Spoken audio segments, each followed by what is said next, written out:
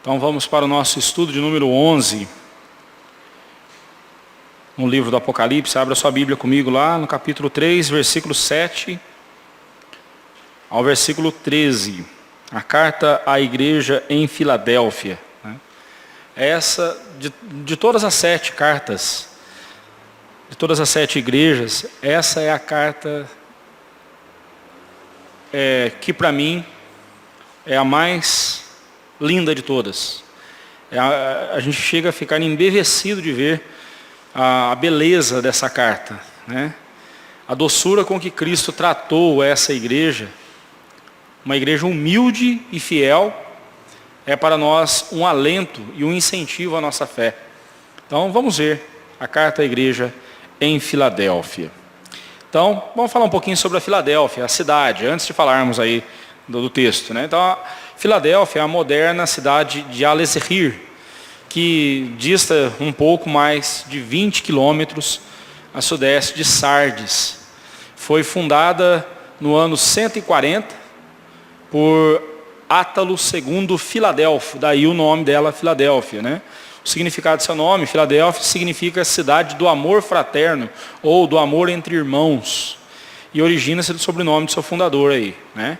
Que por amor a seu irmão Eumenes, ou Eumenes, deu esse nome à cidade. Então, para homenagear o seu irmão Eumenes, Filadélfo deu esse nome, né? A cidade, embora dê o nome dele, né? Mas para mostrar o amor dele pelo seu irmão. Localizada numa movimentada rodovia que ligava a Ásia à Europa, era uma cidade com a porta aberta para o comércio, indústria e especialmente a propagação do idioma e da cultura grega, né? Então era uma cidade, como que nós diríamos hoje, uma cidade em progresso, né? Uma cidade bem progredindo em vários aspectos, né? A palavra de Jesus, eis que tenho posto diante de ti uma porta aberta, a qual ninguém pode fechar, lá no versículo 8, foi bem entendida pelos crentes de Filadélfia. A agricultura era outro fator econômico forte dessa cidade, pois por ser uma região vulcânica, o solo era muito fértil e nas adjacências, nas áreas adjacentes à cidade, vinhas pontilhavam a paisagem, tornando a cidade conhecida por seus vinhos e bebidas refrigerantes.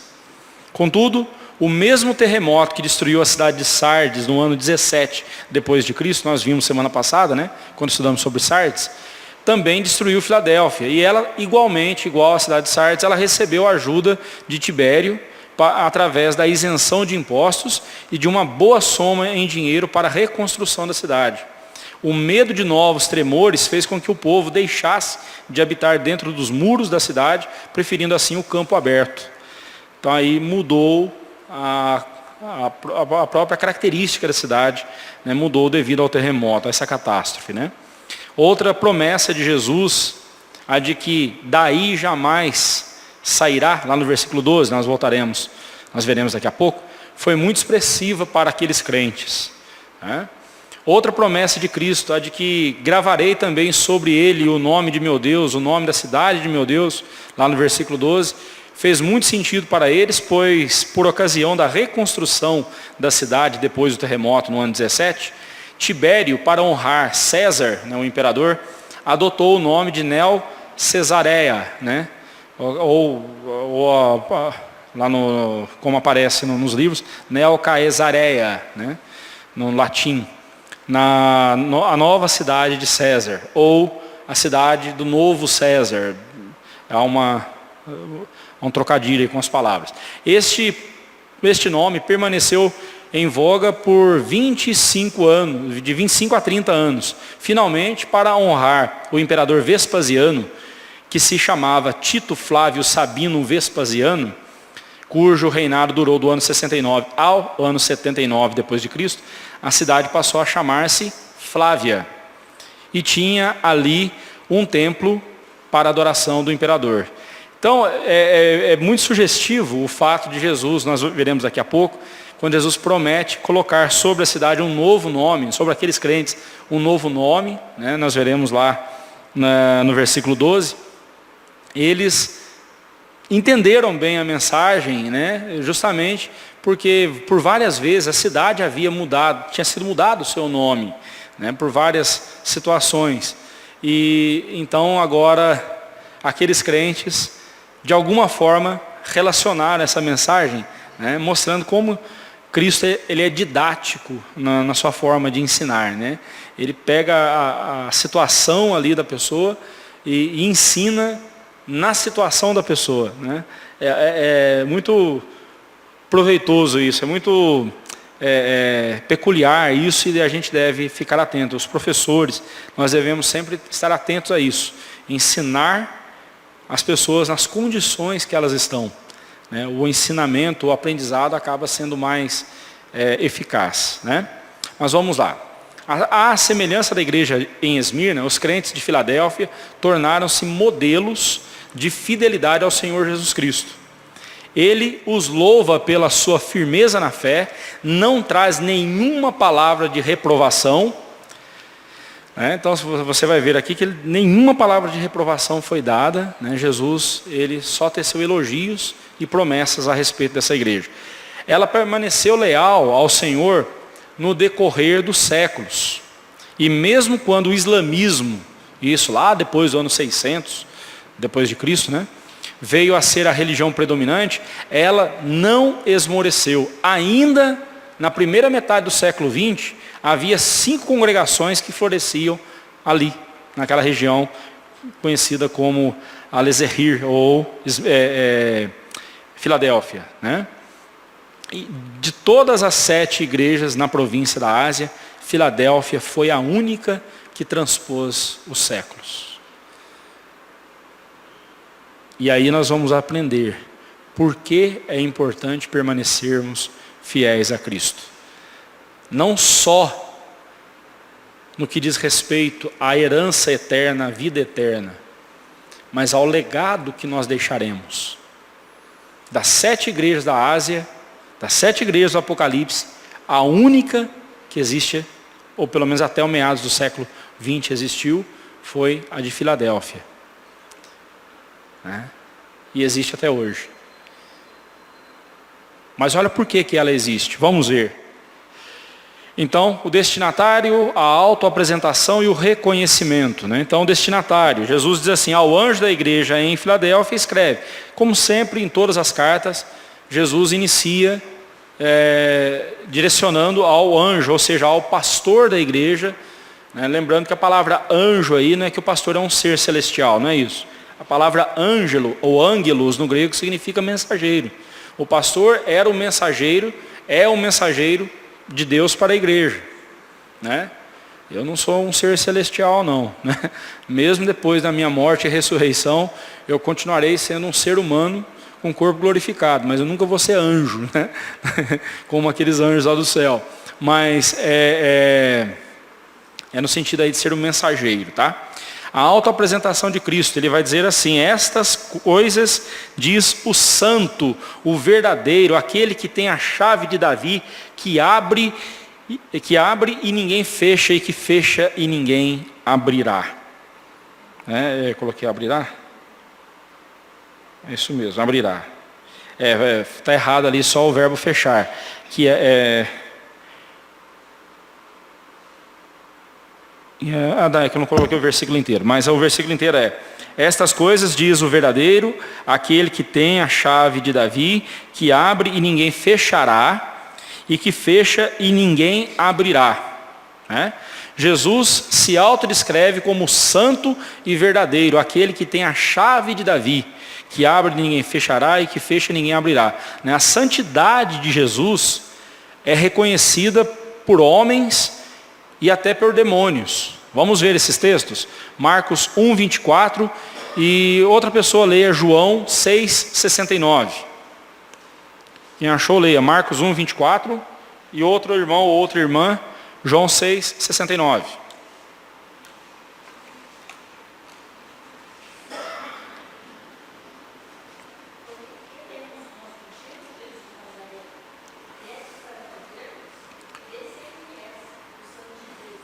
Aí, isso aí foi um demônio, ou demônios, dizendo para Jesus, né? Que temos nós contigo. Satanás não tem nada a ver com Jesus. A luz, as trevas não tem nada a ver com a luz, né? A luz subjuga as trevas. Então aí você vê os demônios reconhecendo Jesus. E João 6,69.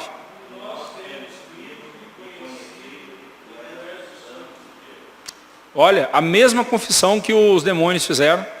Jesus é o Santo de Deus, aquele que veio da parte de Deus, separado por Deus e enviado por Deus, né?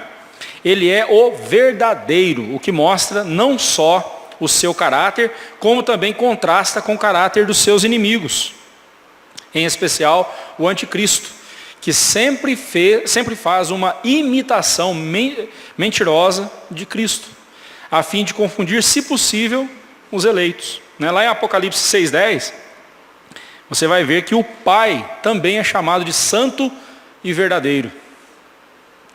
Meus irmãos, o mesmo atributo visto no Pai também é visto no Filho. E ainda não sei como que, por exemplo, testemunhas de Jeová insistem em dizer que Jesus Cristo não é Deus. Bem, nós somos santos e verdadeiros, correto? A questão é, santos nós somos porque Deus nos separou para si.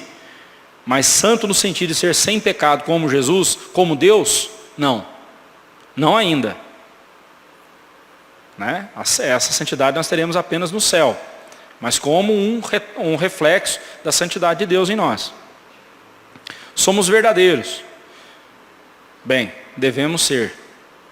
Mas volta e meia o nosso coração está pensando coisas pecaminosas, volta e meia nós agimos conforme o nosso coração e não somos verdadeiros. Jesus não, ele é santo e verdadeiro, né? A divindade de Cristo é uma temática constante em toda a Bíblia e em especial no livro do Apocalipse. Conhecer o livro do Apocalipse é justamente conhecer Jesus, conhecer a beleza de Jesus, a santidade, a grandeza do Senhor Jesus, né?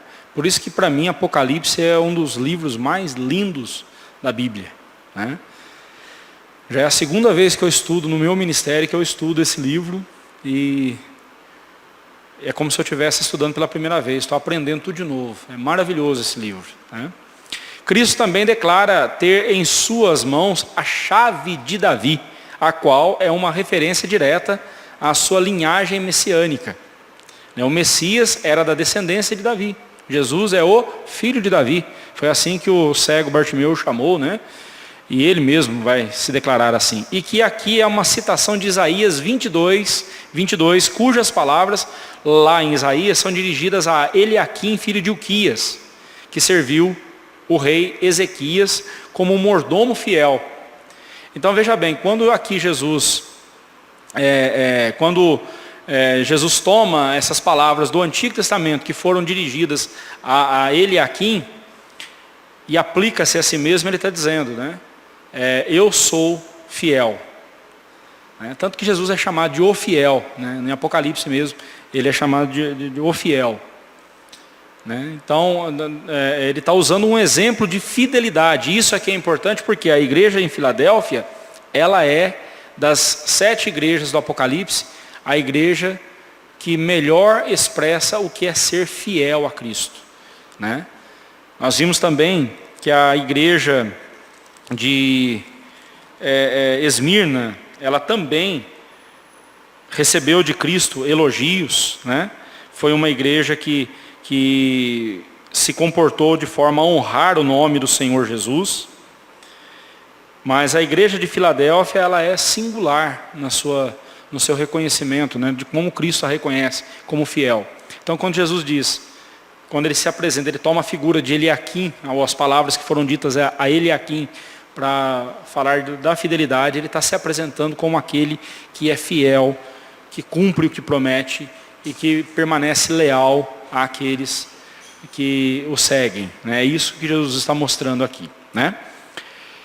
Eliaquim foi o protótipo de Cristo, ou seja, o que aconteceu com Eliaquim prefigurou o que aconteceria com Cristo, pois ele segura o cetro do reino de Deus e é o filho sobre a sua casa, conforme Hebreus 1:8 e Hebreus 3:6. E governa sobre todos os povos. Né? Essas palavras, portanto, indicam a total autoridade de Cristo sobre todos e tudo. O que ele faz, ninguém desfaz. E o que ele desfaz, ninguém pode restaurar. Essas palavras aí são as palavras ditas por Kistemaker, né? Simon Kistemaker, que eu cito ele aqui nesse parágrafo. Então, quando Jesus fala, eu sou aquele que tem a chave de Davi, ele está dizendo, eu tenho autoridade. É a minha autoridade. E foi isso que ele disse para os discípulos lá em Mateus 28, né? Antes da sua subida, antes da sua ascensão, ele diz, toda a autoridade me foi dada no céu e na terra. Ele tem toda a autoridade em suas mãos. Ele é a autoridade máxima. Ele continua. Aí nós vemos o reconhecimento, né? Ele diz, conheço as tuas obras, eis que tenho posto diante de ti uma porta aberta, a qual ninguém pode fechar. Por que essa porta não pode ser fechada? Porque foi Jesus quem a abriu. Portas que Cristo abre, nós não precisamos forçar o trinco. Elas se escancaram à nossa frente. Portas que Deus fecha, que Jesus fecha, ninguém consegue abrir. Você pode fazer o que quiser, você não vai conseguir mudar o que Deus prepara para a sua vida. Isso deve ser para nós um alerta, né? E um incentivo a confiarmos em Cristo, pois Ele sabe o que faz. Se Ele fechou uma porta para nós, Ele sabe o que Ele está fazendo. E não só para o nosso bem, acima de tudo para a glória de Deus. Esse é o objetivo, a glória de Deus, né? Então ele continua, né? Como sempre, Jesus conhece a real situação de sua igreja. A chave que ele tem em suas mãos, logicamente, abre uma porta. A porta aqui, por exemplo, na opinião de William Hendricks, em Simon Kistemaker, é a maravilhosa oportunidade de pregar o Evangelho. Né? Nós precisamos aprender a fazer uma leitura da Bíblia que não seja egoísta. O que eu quero dizer com isso? Essa maldita, não tem outro nome para isso, essa maldita teologia da prosperidade, ou esse maldito humanismo que tem entrado nas igrejas, posto o homem como centro de tudo, como centro do culto, né, que é para Deus, o culto agora é para o homem, é para agradar o homem. Se as pessoas estão saindo da igreja agradadas pelo culto, então maravilha, então está tudo bem, vamos continuar. Não é isso. Mas essas malditas ideias humanistas, essa teologia da prosperidade e outras coisas que têm entrado nas igrejas e têm devastado as igrejas, por quê? Por que elas fazem isso? Porque elas fazem com que as pessoas leiam a Bíblia de forma egoísta, como se tudo o que está aqui fosse por minha causa.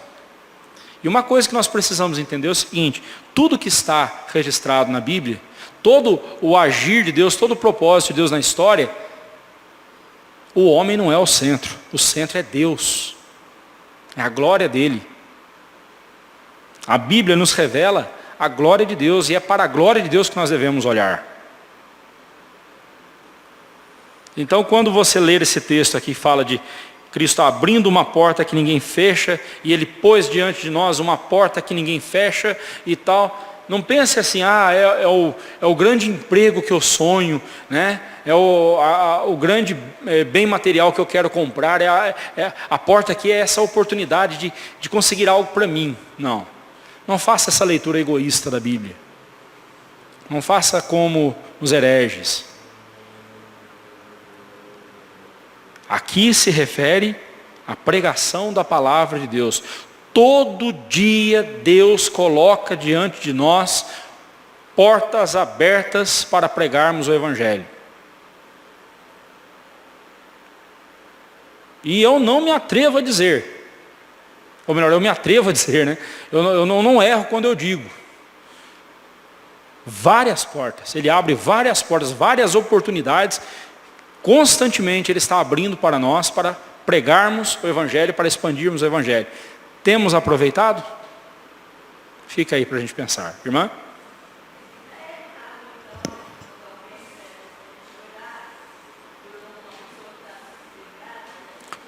De jeito nenhum. De jeito nenhum. Não está errado, não. A pergunta da irmã é, então é errado a gente orar para uma pessoa que pede um emprego. A pessoa, ô irmã, por favor, ora por mim que eu estou desempregado, né? Ou então, ô irmã, o meu sobrinho, ele não é crente, mas ele está desempregado, ele precisa de um emprego e tal. Eu digo assim, não é errado. Aliás, a gente tem que pedir para Deus mesmo. Se há alguém para quem a gente tem que pedir, é para Deus. Porém, a gente não pode perder uma oportunidade como essa. Olha, você precisa de um emprego, mas você sabia que você tem algo muito maior, algo muito mais importante que você precisa? O quê? Deixa eu contar rapidamente uma história para vocês, sem citar nomes, né, vai ficar publicado depois na internet. Uma vez eu aconselhei um casal, ambos não eram crentes. Uma irmã que estava se aconselhando comigo, falou dessa amiga de trabalho que estava passando por um problema no casamento e tal, não sei o quê. E, bem, curtando a história, eu aconselho. Nas 4 primeiras sessões de aconselhamento, né, 4 semanas seguidas ali, eu aconselhando eles e tal. Na 4ª semana, eles vinham de longe, mais de 30 quilômetros de distância, atravessavam a cidade para poder ir lá na igreja, se aconselhar comigo, e aí, naquele dia, eu estacionando o carro, ele chegando com a moto, já tirando o capacete, falando assim, pastor, uma maravilha esse aconselhamento, uma bênção, ó, mudou tudo na minha casa, tá tudo jóia, né, a gente está se relacionando muito bem, ó, acho que não precisa mais. Aquele momento que o paciente se dá alta, sabe? Aí eu falei assim, irmão, que bênção, cara, que jóia, então tá resolvido, então, tá, ó, por mim nem tinha hoje a sessão, porque tá resolvido, legal. Mas eu quero dizer uma coisa para você, você sabia que vocês têm um problema muito mais sério para resolver do que o problema no casamento? Aí ele olhou assustado para mim, o quê? Ela também olhou, mas o que é? Não sei, pastor. O senhor está sabendo de algum segredo? Aí um já olhou para o outro, está sabendo de algum segredo dele ou dela que... Não, calma, vamos lá, vamos conversar. Aí eu entrei no gabinete com os dois e literalmente, irmãos, eu passei 2 horas infernizando a vida deles. O que eu quero dizer por infernizar? Primeira pergunta que eu fiz para ele, se você tomar um tiro aqui e morrer, você vai para onde? Aí ele falou, pastor, morreu, acabou, né? Você acha que morreu, acabou, não tem mais nada? Virou, desapareceu? E ela? Perguntei para ela, pastor, na minha crença, eu sei que eu vou para o purgatório, vou ficar um tempo lá, contando com a misericórdia da igreja, orar por mim, rezar por mim, fazer missa de 7º dia, de não sei quantos dias por mim, para eu poder me purificar e ir para o céu. Tá. Aí eu virei para ele e falei, deixa eu dizer uma coisa para você, a vida não acaba no túmulo, depois do túmulo tem a eternidade. E só tem 2 lugares, céu ou inferno. E a pessoa que mais falou sobre o inferno na Bíblia foi o Senhor Jesus. E ele falou mais sobre o inferno do que sobre o céu. Você acha que Jesus Cristo inventou essa história? É coisa de religioso? Aí ele olhou assustado, né? Ficou quieto. E dizer para você, não existe purgatório. Isso aí inventaram para te enrolar na conversa. Não existe esse lugar nenhum. Se existisse purgatório, para quê então o sacrifício de Jesus? Bastava ralar um pouquinho lá no purgatório e depois você ia para o céu. E se existe purgatório, então também não existiria inferno. Jesus também é mentiroso. E aí? E aí eu comecei a infernizar os dois. Infernizar. Literalmente, né? Falar sobre os horrores do inferno. Falar o que. Fui abrindo as passagens bíblicas que mostram o que é o inferno. E o porquê que o inferno existe e tudo mais. E encerrei e falei assim, vamos embora. Deixei a coisa suspensa, né?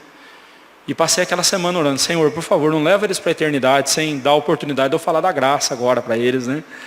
Eu fiquei a semana inteira orando, pedindo para Deus.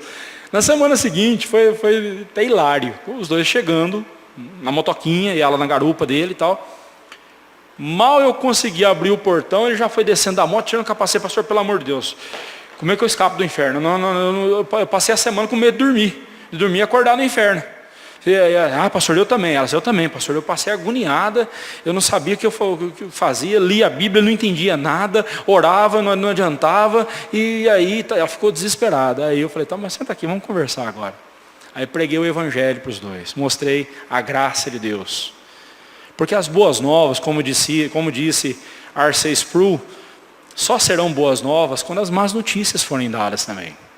Se você evangeliza e não conta o porquê da condenação, que existe condenação eterna, se você não faz isso, você não evangelizou. Você só massageou o ego do pecador. Sabe por quê? Se você só fala a coisa boa do evangelho, o lado bom do evangelho, o sujeito vai falar assim, não, mas eu sou bonzinho mesmo, Deus tem mais é que me salvar mesmo. Eu sou um cara bom.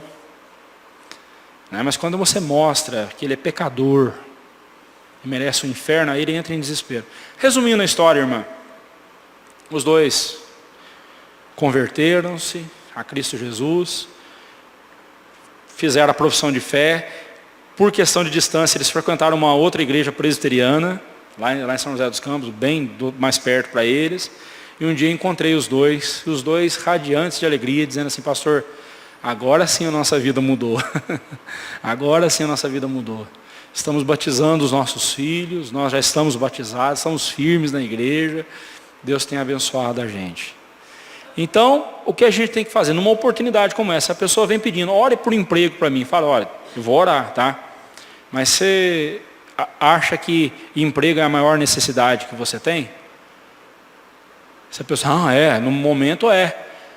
A senhora começa a pregar o evangelho. Olha a porta que Deus abriu para a senhora.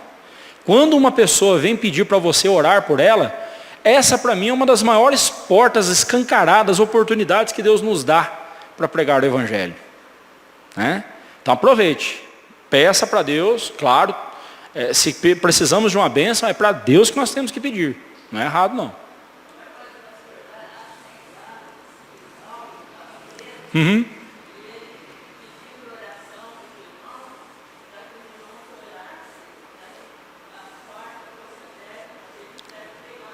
Justamente.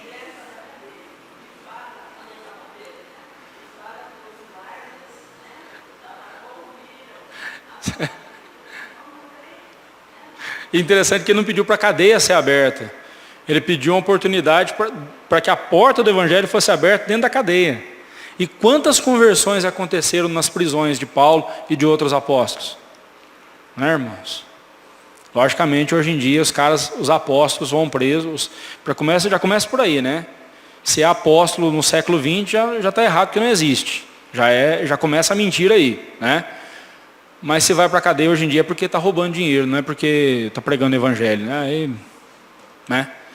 Então, mas no caso de Paulo não. Que exemplo, né? Quantos exemplos nós temos ali de Paulo na cadeia, Deus abrindo a porta para ele pregar o evangelho. É essa porta que nós precisamos abrir, pedir para Deus, abra uma porta, Senhor, né? Qualquer coisa que você for fazer, Senhor, me conceda a oportunidade de pregar o evangelho, de falar do Senhor.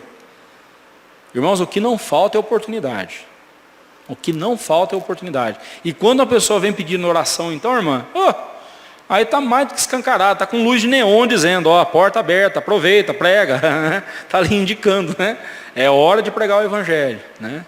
Falar nisso, sexta-feira, 18 horas, nossa equipe de evangelismo estará pregando ali em praça pública, né? Ali na Praça Conde de Frontin, 6 horas da tarde. Então, vamos lá ajudar os irmãos, vamos pregar o evangelho para a glória do Senhor. Ok? Prosseguindo, né? Perante os olhos dos inimigos,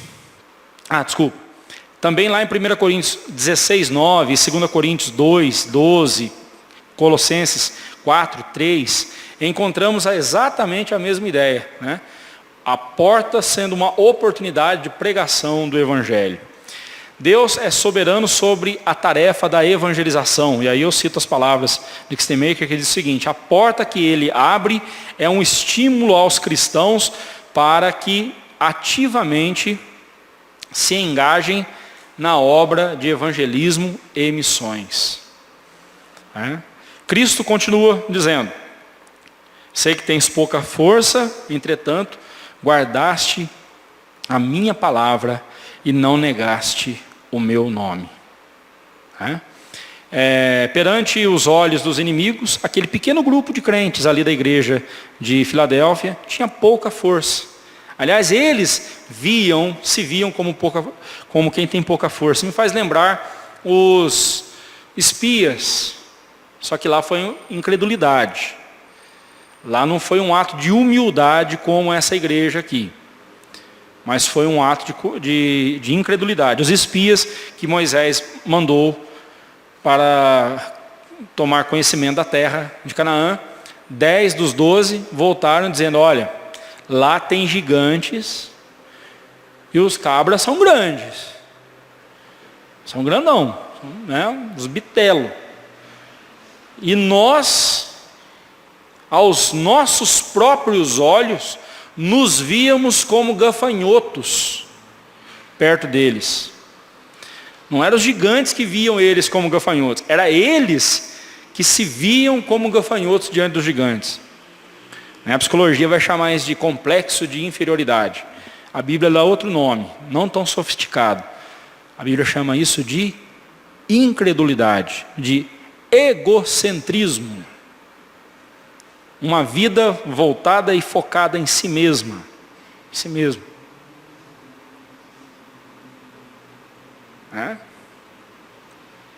E como eu sempre tenho dito, esse é o primeiro passo para alguém entrar em depressão.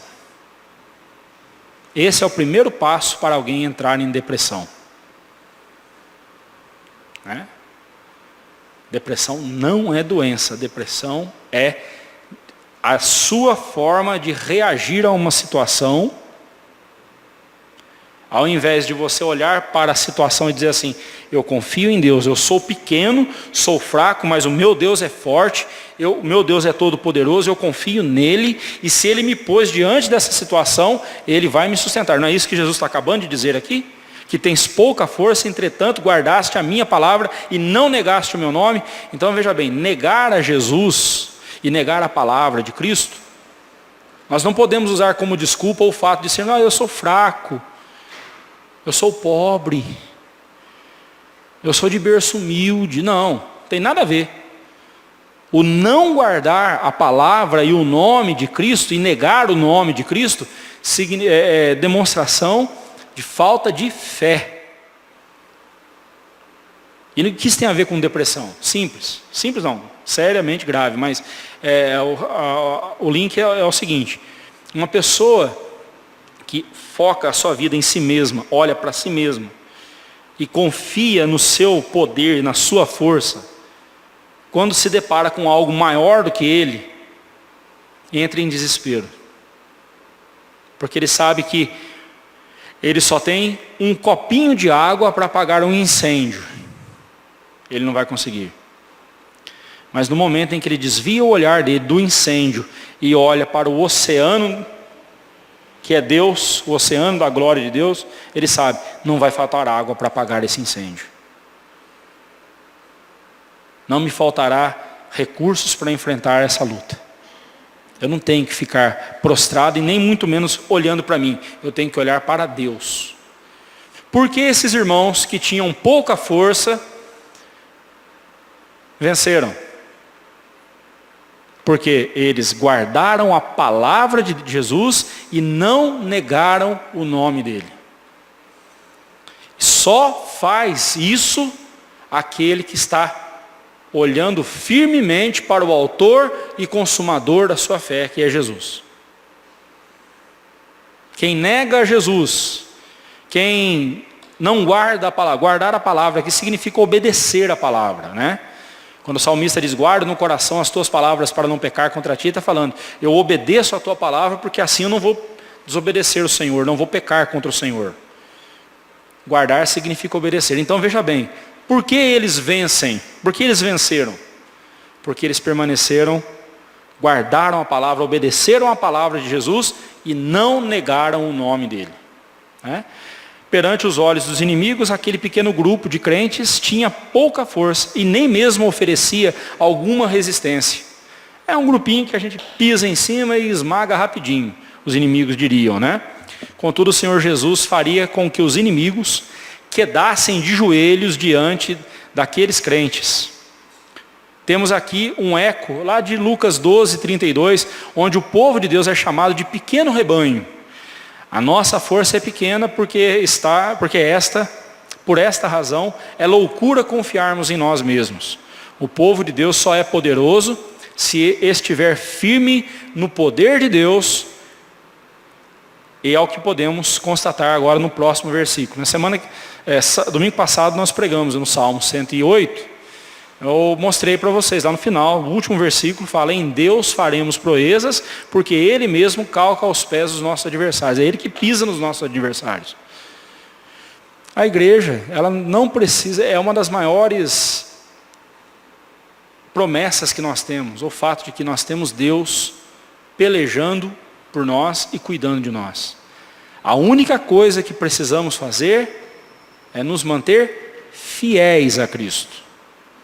Irmãos, eu fico triste, muito triste, quando eu vejo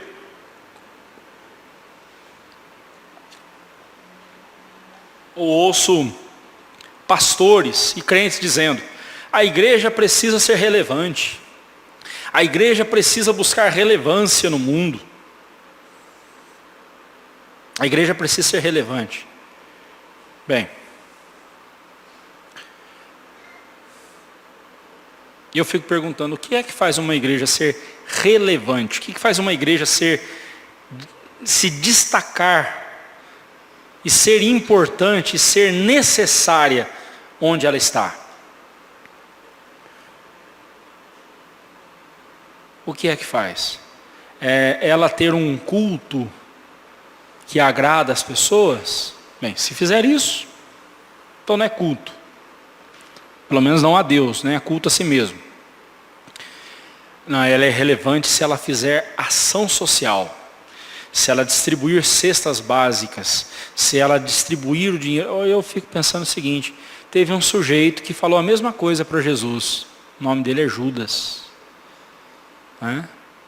Por que não pegou esse dinheiro e se distribuiu entre os pobres?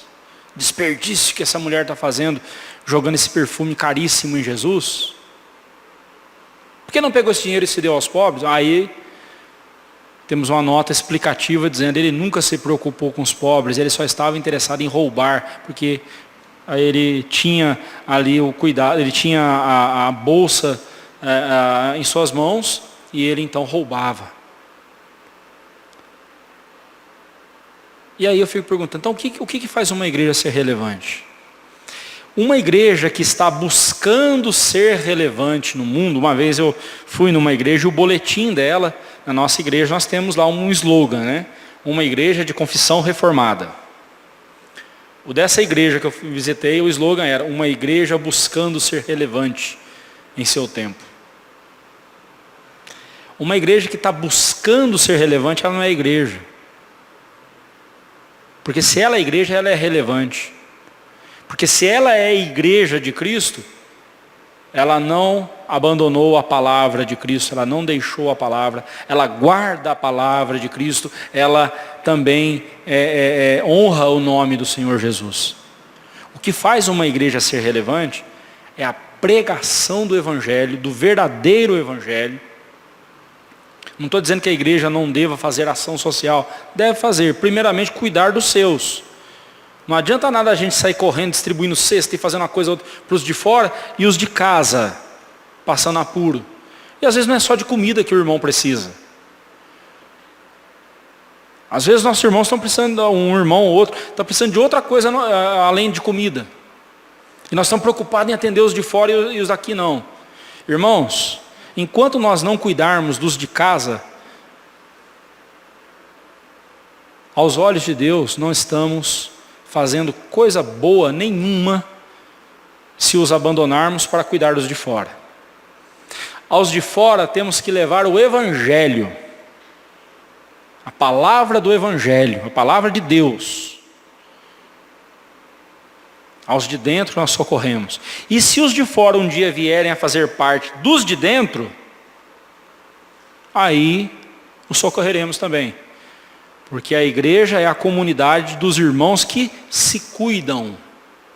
É isso que a gente tem que fazer. Vamos sair para o mundo e distribuindo cesta e fazer uma coisa e fazer outra tal. Só se aqui não tiver ninguém precisando. E não vamos distribuir cesta sob pretexto de evangelismo.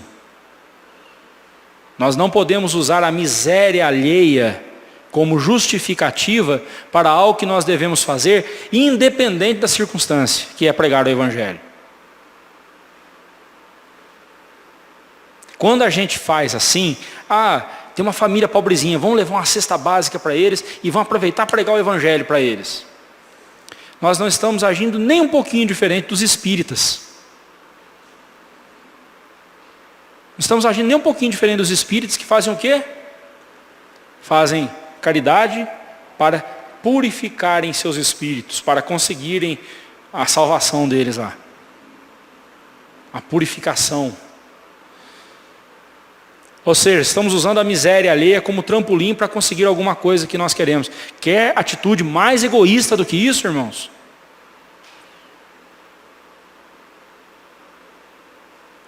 A igreja precisa ser relevante. Como? Guardando a palavra de Deus.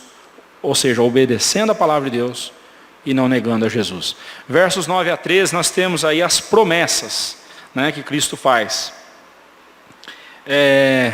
No versículo 9. Eis que farei que alguns dos que são da sinagoga de Satanás, desses que a si mesmos se declaram judeus e não são, mas mentem, eis que os farei vir e prostrar-se a teus pés e conhecer que eu te amei. Meus irmãos, que palavra mais linda essa que o Senhor Jesus diz aqui. Primeiro, ele separa, ele sabe muito bem quem é aquele a quem ele ama. Ele sabe, ele conhece os que ele ama de fato. E os que ele ama, ele conhece. Ele sabe muito bem. Por isso que ele diz, aqueles que se dizem judeus e não são, mas mentem. Né? Aqui ele está dizendo o seguinte, aqueles que se dizem povo de Deus, mas não são, estão mentindo. Mentindo para si mesmos, mentindo para os outros. E eu vou mostrar para eles que eu amei você, que eu amo você. Então ele sabe muito bem quem pertence a ele. No dia do juízo, quando ele vai separar os bodes das ovelhas, né? Curiosamente os bodes vão para a esquerda, né? Sem querer ser sugestivo aí, e as ovelhas para a direita. Não tem nada a ver com política isso não, tá, irmãos? Isso aí é que a política adotou essa ideia de esquerda e direita e tal, mas graças a Deus que eu sou ovelha, eu vou para a direita. Cristo, ele separa, ele não vai deixar nenhum bode junto com as ovelhas e muito menos uma ovelha junto aos bodes. Ele vai separar os dele. Ele vai separar os dele, né? Então a primeira promessa que nós temos aí no verso 9, a exaltação do povo dele. Ele vai exaltar o povo dele diante dos inimigos, né? Cristo prometeu subjugar os inimigos, tá? Inimigas aí, né? Aí eu falei igual ao alemão falando português. Cristo prometeu subjugar os inimigos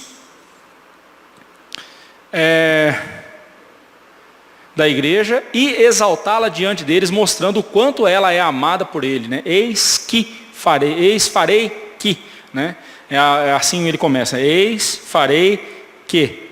Ou seja, veja, atente, certamente farei, né? Cristo e não os crentes é quem subjuga os inimigos. Por isso que a gente não precisa sair vingando os inimigos. Jesus disse, a vingança a mim me pertence, eu a retribuirei.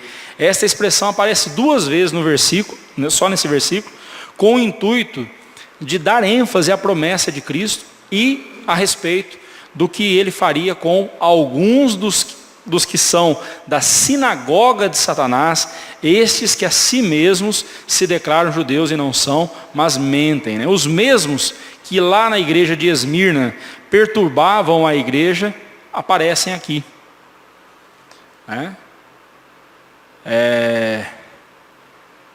Um fato, irmãos, é que sempre a igreja de Cristo vai lidar com pessoas que entram na igreja para transtornar a vida da igreja. A Bíblia usa várias linguagens, chama eles de bodes, chama eles de joio, filhos das trevas, sinagogas de Satanás, são termos que a Bíblia usa para estes que sempre, e em toda a igreja você vai encontrar essas figuras. Toda a igreja. Toda a igreja nós vamos encontrar aqueles que se portam como sinagoga de Satanás, como habitação de Satanás. Estes que se julgavam os guardiões dos oráculos de Deus, das revelações de Deus, eram antes sinagoga de Satanás. Na carta aí em Esmirna, a igreja de Esmirna, eles foram chamados de sinagoga de Satanás. Aqui, eles são descritos como membros da sinagoga de Satanás. Não há diferença substancial nessas declarações. Ambas apontam para o fato de que, quando alguém se opõe à igreja de Cristo, mostra-se aliado a Satanás. E, portanto, membro de Satanás. É outro povinho que eu não tenho paciência. É esse povinho que se intitula desigrejado. Eu não entendo como alguém alimenta a esperança de um dia estar na igreja triunfante, se não ama a igreja militante. Eu não entendo como alguém diz membro da igreja invisível, se despreza a igreja visível. Eu não consigo entender isso. Eu não consigo entender isso. Quando eu me refiro aos desigrejados, volto a dizer, são aqueles que dizem abertamente, olha, eu não preciso ir à igreja, eu não preciso estar com ninguém para servir a Deus, eu sigo a Deus em casa. Eu sirvo a Deus do meu jeito. Então você é mais sábio que Jesus, que instituiu a igreja e disse que a igreja está aqui, instituída por Ele, para o nosso bem. Você é mais sábio que Jesus. Enquanto o crente em Cristo, o verdadeiro filho e povo de Deus, é santuário de Deus, conforme 1 Coríntios 3,16, os que pervertem o evangelho e atacam a igreja de Cristo, ainda que o façam sob o pretexto de estarem defendendo o nome de Deus. Lembra de Paulo, antes da conversão? Paulo tinha certeza que ele estava perseguindo os cristãos para honrar a Deus. E viu a verdade. Ainda que eles façam sob esse pretexto de estarem defendendo o nome de Deus, como fazem os judeus até hoje, não passam de sinagoga de Satanás. Você já imaginou? Você se agarra à sua religião a vida inteira, zeloso pela sua religião, e aí chega no final, você ouve da boca de Cristo que você foi durante a sua vida, não um templo do Espírito, mas uma sinagoga de Satanás? Terrível, irmãos?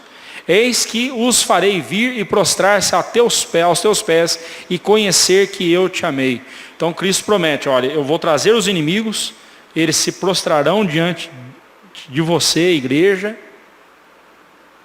e conhecer que eu te amei. Tem um famigerado cântico aí, eu não vou nem chamar de cântico, aquilo ali é uma música de muito mau gosto, chamada Sabor de Mel, que a crentaiada ama, sabor de fel, Aqui é uma desgraça, aquilo ali, não dá nem para chamar. E o povo canta na igreja dizendo que está louvando a Deus com aquele lixo, Veja bem, aqui Jesus Cristo não está dizendo que Ele vai fazer você ser engrandecido a tal ponto que você vai olhar para os inimigos e não vai dar risada da cara dos inimigos, como diz a música lá. Não. O que Cristo está dizendo é o seguinte: você está sofrendo agora, certo? Por amor ao meu nome, certo? Fica firme. Continua me obedecendo. A tua recompensa está na glória eterna. A tua recompensa não está nesse mundo.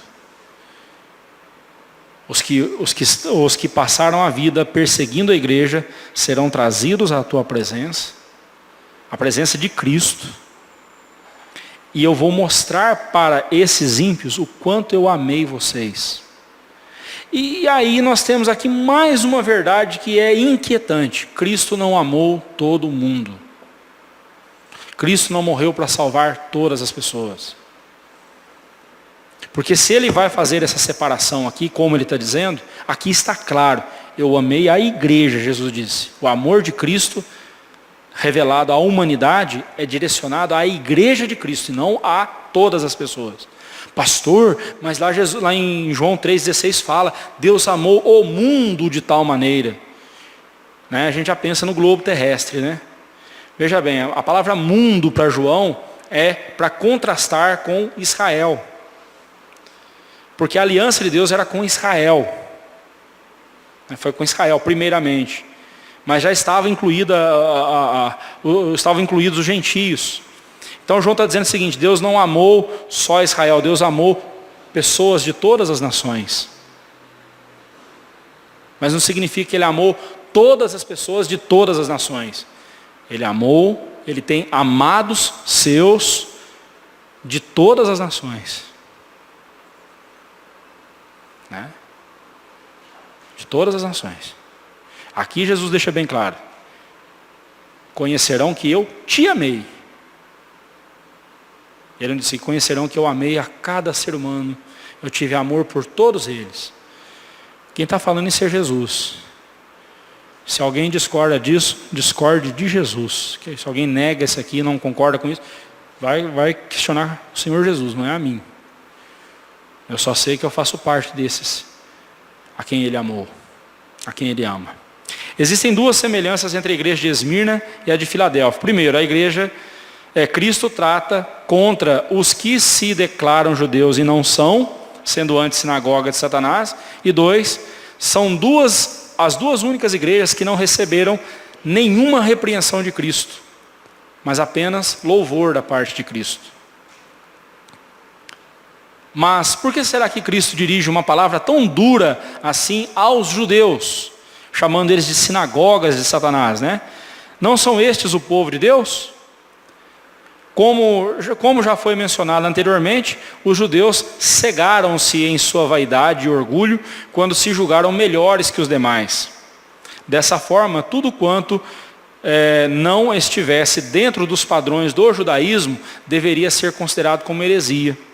Por isso, o evangelho de Cristo não passava de seita nazarena. Você pode ver isso lá em Atos 24, versículo 5. Os judeus chamaram o evangelho de seita nazarena, a seita do judeu nazareno chamado Jesus, né?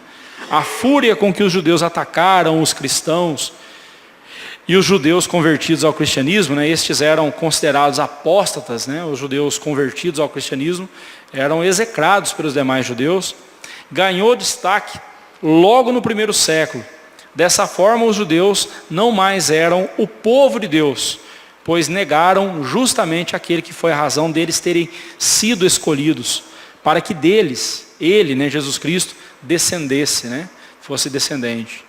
Como afirma Simon Kistemaker, eles tornaram-se instrumentos nas mãos de Satanás, como seu governante, usava-os para solapar e, se possível, destruir a igreja. Rejeitaram não só a Jesus, mas também a todos os seus seguidores, e assim, indiretamente, reconheceram Satanás como Senhor. Portanto, Jesus os caracterizou como mentirosos, porque não mais podiam reivindicar ser o povo de Deus. Alguém que se comporta como filho do diabo não pode dizer que é filho de Deus, né? Segunda promessa, preservação, versos 10 a 11, né? Versos 10 a 11. Porque guardaste a palavra, né, Cristo diz, né, porque guardaste a palavra da minha perseverança, também eu te guardarei da hora da provação que há de vir sobre o mundo inteiro para experimentar os que habitam sobre a terra. A prova disso que essa é a única igreja das 7 igrejas da Ásia que atravessou os séculos. Quantas provações a igreja de Filadélfia enfrentou ao longo desses 2 milênios? Por quê? Porque Cristo aguardou da hora da provação, né? Cristo, nos corações dos crentes, os capacita a permanecer firmes e perseverantes. A palavra que aqui foi traduzida por perseverança, né, no grego, hipomones, né, ou hipomoné, tem um sigma a mais ali, e pode ser traduzida também por paciência. Não é uma paciência momentânea, mas sim um espírito que pode suportar os acontecimentos com mais do que mera resignação, né, com muita esperança. Então não é só uma perseverança que está ali aguentando a pancada, aguentando a perseguição, mas é uma perseverança que mesmo sofrendo tudo isso, tem alegria na alma, tem alegria no coração, pela esperança que tem na pessoa de Jesus. Eu sei que o meu Redentor vive e em breve se manifestará e virá em meu socorro. Eu sei que Jesus Cristo vai voltar. Eu posso até morrer, eu posso até virar pó, mas um dia eu ouvirei a voz de Cristo dizendo, me ordenando sair da minha cova, ressuscitado, ressurrecto, com um corpo glorioso para habitar a glória eterna. Eu vou ouvir. Eu tenho essa esperança. Eu enfrento qualquer situação, qualquer angústia nessa vida com essa esperança. Não é só a perseverança de alguém que é teimoso em ficar ali, mas é uma esperança cheia de alegria. Será que essa esperança tem sido vista em nós? Será que quando a gente fala da glória eterna, nós temos mostrado essa esperança, irmãos? Isso é muito importante para compreendermos o restante desse versículo, e o versículo 11. A tribulação ou a hora da provação que há de vir sobre o mundo inteiro, para experimentar os que habitam sobre a terra, não se refere a uma provação específica, como os nossos irmãos dispensacionalistas pensam, vai ter uma tribulação, aquela coisa toda, tal, uma provação específica e estrita somente a uma época da igreja. Não há nesse texto a ideia de uma provação específica, a uma igreja específica e em um tempo específico.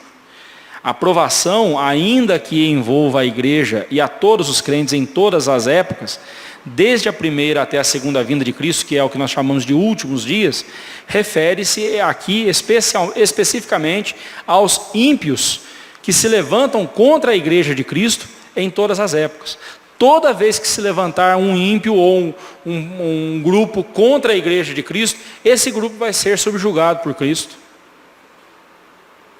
Às vezes, aquela geração que está sofrendo não verá esse ato de justiça de Deus. Mas mais cedo ou mais tarde, Deus revelará a justiça dele e vingará o sangue dos seus filhos. Pergunta para eu esqueço o primeiro nome dele, pergunta lá para o Soleimani, que foi assassinado esses dias. Quantos cristãos aquele cara matou? Aquele monstro matou quantos? Quantos servos, quantos irmãos nossos, servos de Deus, sofreram na mão daquele homem? E ainda tem crente hoje em dia que ainda fica chorando pela morte daquele homem. O que aquele homem recebeu foi nada mais, nada menos do que ele plantou. Eu não desejo mal a ninguém, mas se a pessoa procura o mal, ela vai colher. Mais uma vez aqui eu lembro daquela experiência nossa lá com o pastor...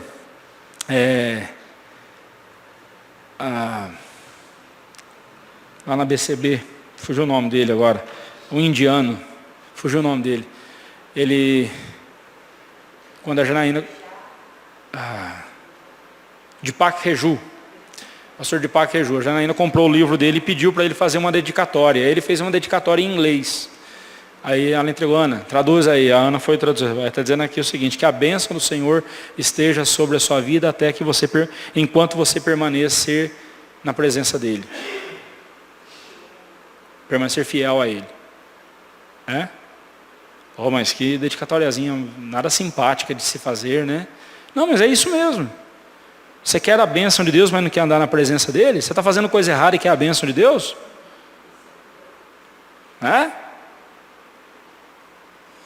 Vamos lá. Por esta razão, estarmos no mundo já é por si só um motivo de passarmos por lutas e provações. Por essa razão, os crentes devem não somente ser perseverantes, mas também guardarem em seus corações a bendita esperança da volta de Cristo e da sua vitória completa sobre os inimigos da sua igreja, como Ele mesmo prometeu. Venho sem demora, conserva o que tens, para que ninguém tome a tua coroa. Veja também essas referências aí, né? Apocalipse 2, 16, 25, 22, 7, 12, 20 e Zacarias 2, 10. O que eles tinham era a perseverança cheia de esperança em Cristo. E era isso que eles deveriam guardar. O crente que persevera assim, ninguém lhe tira a coroa da vitória, pois que essa perseverança só Cristo pode lhe dar. E o que ele faz, ninguém desfaz. Não foi isso que ele falou lá no versículo 8? Meu irmão, você nunca vai perder a salvação. Se você é salvo em Cristo, de fato, você nunca vai perder a salvação. Que quem te salvou foi Jesus. E o que ele fez, ninguém desfaz.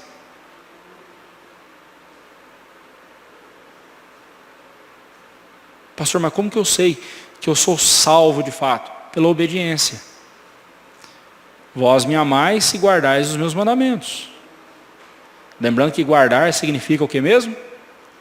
Uma coisa que começa com o e termina com obedecer. É obedecer. Guardar é obedecer. Tá? Não sabemos quando será a sua volta, mas ele voltará. Ainda é importante destacar que a certeza que os crentes de Filadélfia tinham era baseada somente na palavra de Cristo. Os crentes de Esmirna, aos crentes de Esmirna ele prometera dar-lhes a coroa da vida. Aos de Filadélfia ele declarou que eles já a possuíam. Interessante, né? Aos de Filadélfia ele falou, dar-te-ei a coroa da vida. Aos de Esmirna, aos de Filadélfia ele diz, vocês já possuem. Não permita que ninguém tire de vocês. Ele não está falando aqui da possibilidade de alguém tirar a coroa de nós. Mas essa coroa aqui tem a ver com a esperança, com a perseverança cheia de esperança. E meus irmãos, o que não falta na nossa vida são circunstâncias e pessoas que minam a nossa perseverança e minam a nossa esperança em Cristo. Mas não adianta você chegar no céu e dizer, não pense que você vai chegar no céu e dizer, Senhor, eu não fui perseverante ao Senhor porque a minha esposa não me ajudou, ou porque o meu esposo não me ajudou, ou porque as circunstâncias não foram favoráveis a mim.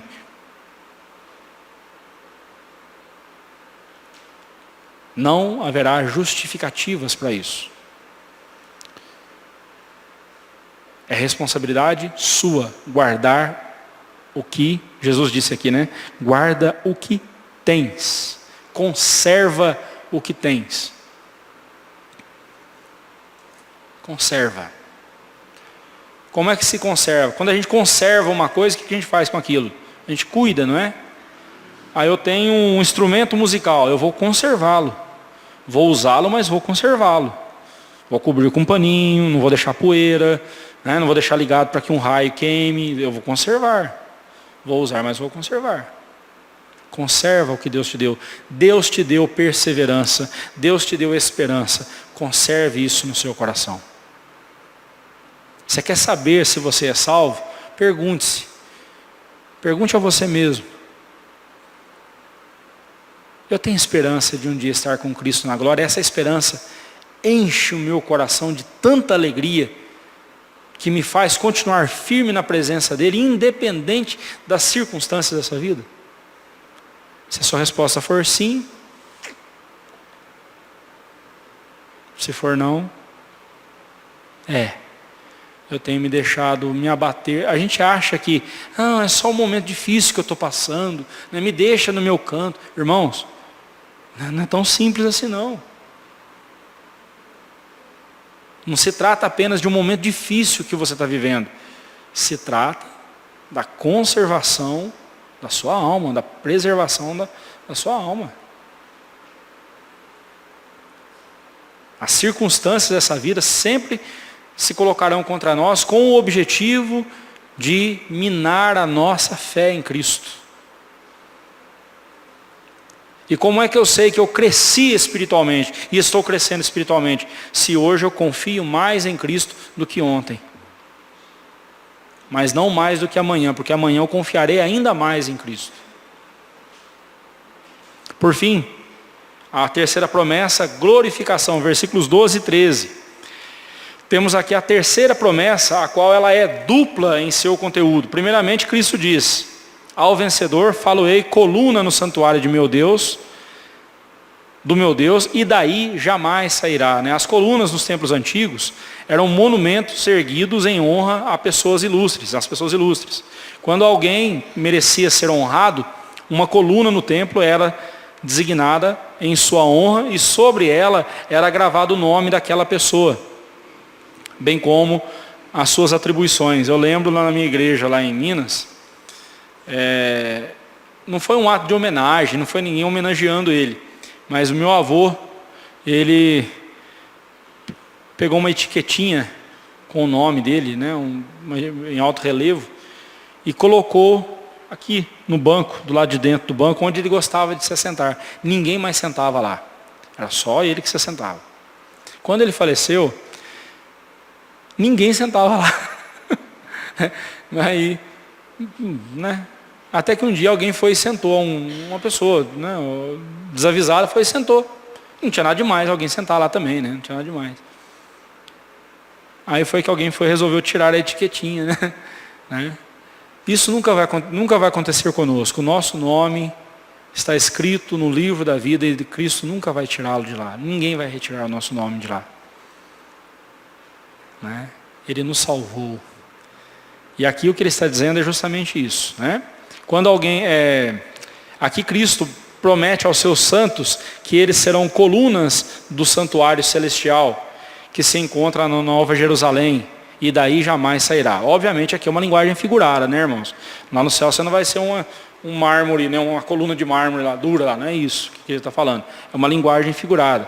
Não há qualquer possibilidade de perdição para os que estiverem na glória eterna.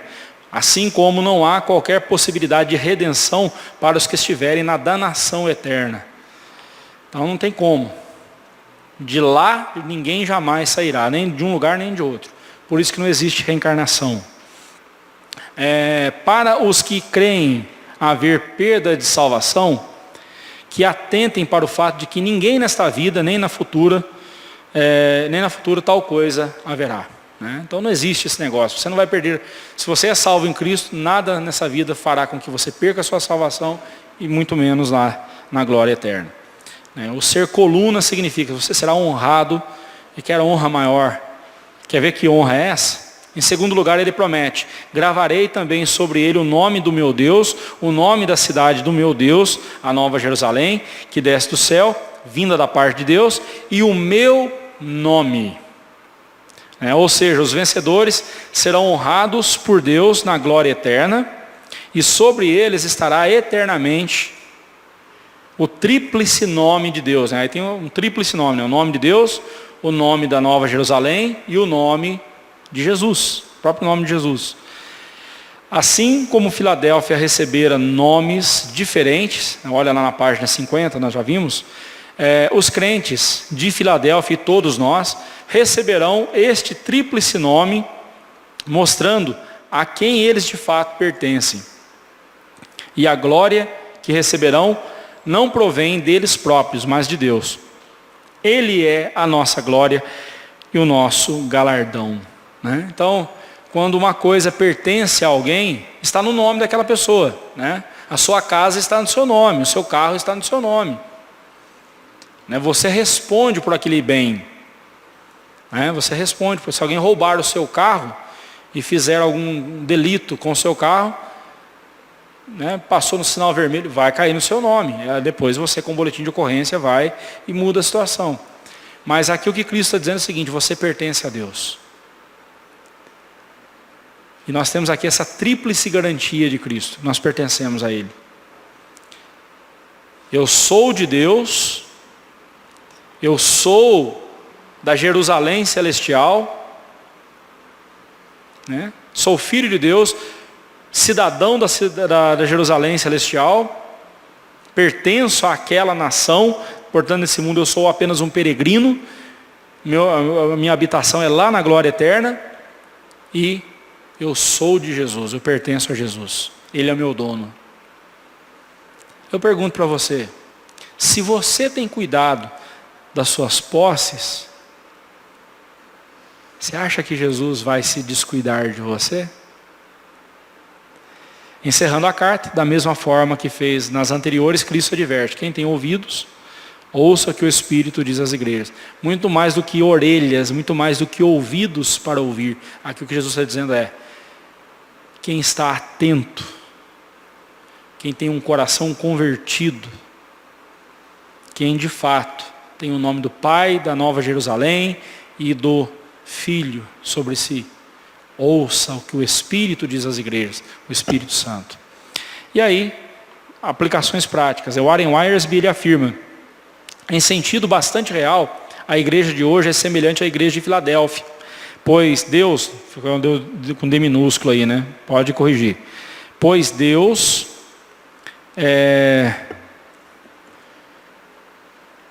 colocou várias portas de oportunidade diante de nós.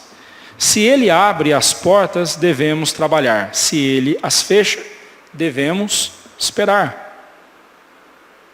Não vou citar aqui os nomes para não comprometer, mas um irmão nosso, trabalhando num país hostil ao Evangelho, teve que voltar para casa.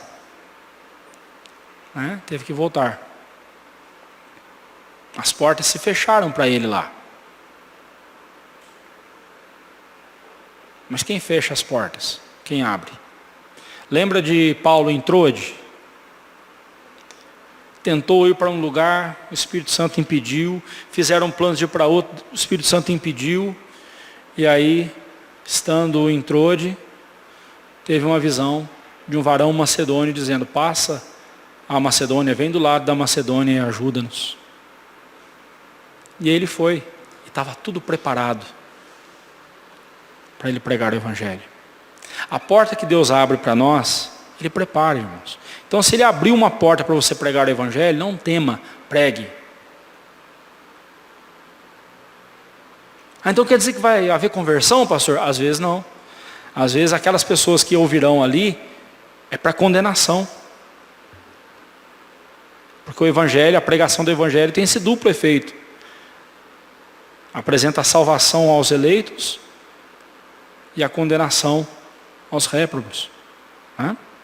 Continuando ali, né? Se Ele abre portas, devemos trabalhar. Se Ele as fecha, devemos esperar. Acima de tudo, devemos ser fiéis a Ele e ver as oportunidades, não obstáculos. Não os obstáculos. Mas isso é muito difícil para nós. Nós temos pouca força, somos pequenos, somos fracos. Sim, continue pensando assim mesmo. Nunca você será arrogante, mas confie no poder de Deus. Guarde a palavra de Cristo e não negue o nome de Jesus. Não faça como os espias. Não, nós somos como gafanhotos, né? Somos fraquinhos. Isso é incredulidade. Não tem nada de humildade isso. Não tem nada de humildade. Quem deixar as oportunidades passarem, perderá as recompensas. No caso, coroas, né? O que significa ficar envergonhado diante de Deus quando Ele vier. Eu não quero ser achado em falta no dia do meu Senhor. Mas eu já estou salvo mesmo em Cristo, então eu não vou perder a minha salvação, né?